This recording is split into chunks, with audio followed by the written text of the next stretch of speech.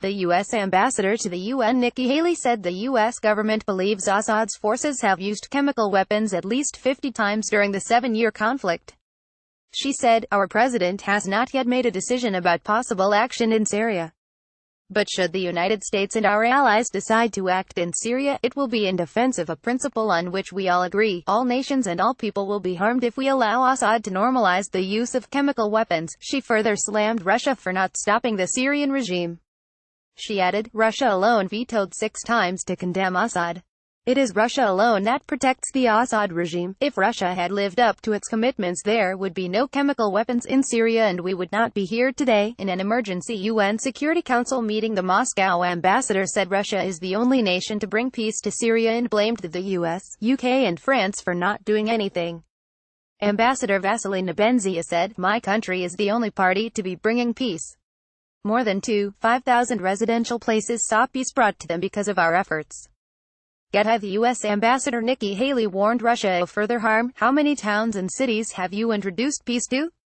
How many towns have you brought a ceasefire to?" Mr. Nebenzia said Russia and the Kremlin's negotiation efforts brought a ceasefire to eastern Ghouta with conditions of allowing people to evacuate the area. He said, "The footage of this exists, but your media outlets are not showing it." The U.S. and several allies have accused Syria of using chemical gas in Douma, killing up to 70 people on Saturday. Russian Ambassador Mr. Nebenzia went on to slam allies for not having any interest into launching an investigation into the attack.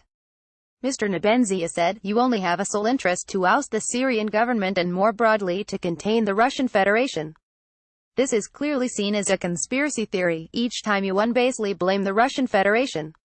We have never denied that you have made a certain contribution to this common objective. Some of the terrorists that have been sheltered by you are to only advance your geopolitical priorities." Ambassador Vassily Nebenzia took credit for bringing peace to Syria. Earlier this afternoon, the Russian Foreign Minister Sergei Lavrov said the chemical attack was staged by foreign actors.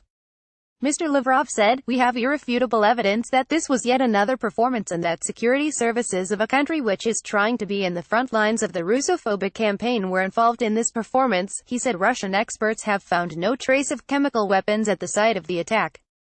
Mr. Lavrov added, Syrian authorities were immediately blamed for the so-called attack. No proof was presented and no questions were asked.